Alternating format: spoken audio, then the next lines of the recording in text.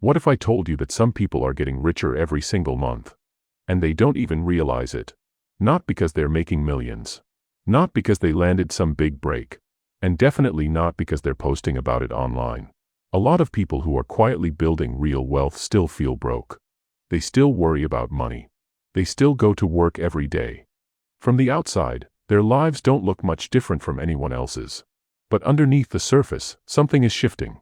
Their financial foundation is getting stronger. Their future is becoming more secure.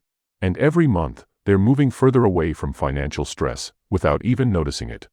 The problem is most people expect wealth to look dramatic. A big paycheck. A sudden windfall. Some moment where everything just changes. But that's not how it usually works. Real wealth tends to start with small, almost invisible changes. The kind nobody talks about. The kind that don't show up on anyone's feed. And if you don't know what those signs look like, you can spend years feeling like you're falling behind, when you're actually doing better than you think. So I want to walk you through 5 of them today. And I'll say this up front, pay attention to sign number 5. Because that one's the real separator. That's the thing that splits the people who eventually build wealth from the people who stay stuck, no matter how much they earn. The first sign is one that almost nobody recognizes as progress. Your financial life has gotten boring. And I mean that in the best possible way. When things used to be tight, there was always some kind of drama. An overdraft you didn't see coming. A bill that caught you off guard. That constant, low-level anxiety of not really knowing whether the numbers were going to work out. If that feeling has quietly faded, most people don't even notice it's gone. But think about it. The money comes in. It goes where it's supposed to go. And nothing stressful happens. That's not nothing. That's stability. And stability is the foundation everything else gets built on. The people who eventually become wealthy aren't usually the ones with the most exciting money stories. They're the ones whose financial life got quiet first. Second sign. Unexpected bills don't ruin your month anymore. Think back to a time when one bad thing, a car repair, a medical bill, anything unexpected, could throw your entire month off. That sinking feeling. That scramble. That mental math of, okay, what can I cut? What can I delay? How do I make this work? Now think about the last time something unexpected hit. Was it annoying? Probably. Did it spiral into a crisis? If not, that's actually huge.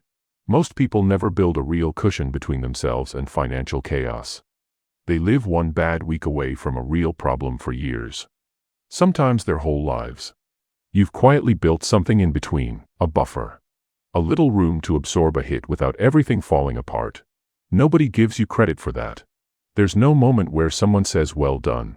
But that buffer is one of the most meaningful shifts that happens on the way to real financial stability. Third sign. You actually know where your money goes. Not in a track every penny kind of way. Just, you have a sense of it. You know roughly what came in, roughly what went out, and roughly where it landed. That sounds basic. But it's genuinely rare. A lot of people go through entire months on financial autopilot. Money in, money out, vague feeling about whether it was a good month or a bad one. And they stay in that loop for years. When you actually know what's happening with your money, when you're paying attention, every spending decision starts to feel different. You're not just reacting. You're choosing. And that shift, from reacting to choosing, is where control starts. A lot of people who end up wealthy built that habit of awareness long before the money was big enough to matter. The intention was there first. The income followed. Fourth sign. You say no to things you could actually afford. This one gets misread a lot. From the outside it can look like being frugal, or cheap. But it's something completely different. When you genuinely can't afford something and you say no, that's not a choice, that's just reality. But when you could afford something, and you still say no, that's intention. That's knowing what you're building and deciding that thing matters more than this purchase. Maybe you didn't upgrade your phone when everyone else did. Maybe you passed on a trip. Maybe you're still driving the car that works fine, even though you could do better. Each one of those is a small vote for your future self. And the research consistently backs this up. The ability to delay gratification is one of the clearest predictors of long-term financial success. Not income. Not luck. Just the willingness to say, not yet, when there's something bigger you're moving toward. And the fifth sign. The one I told you to hold on to. Your income is rising faster than your lifestyle. There's a trap that gets almost everyone when they start earning more. It's not dramatic. It doesn't feel like a mistake. It actually feels like enjoying your success. You get a raise, so you move somewhere nicer. You have a good few months, so you start eating out more. Life just scales up to meet the money. And that's not wrong in itself. Enjoying your money isn't the problem.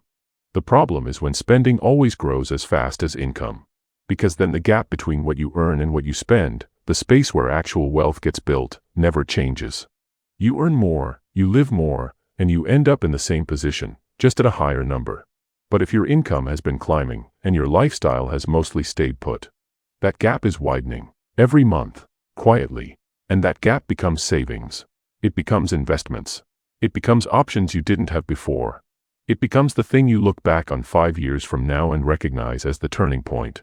This is what actually separates people who build wealth from people who chase it. It's not a massive income. It's not a lucky break. It's just a gap that keeps getting a little wider, month after month. So bring it back to your own life for a second.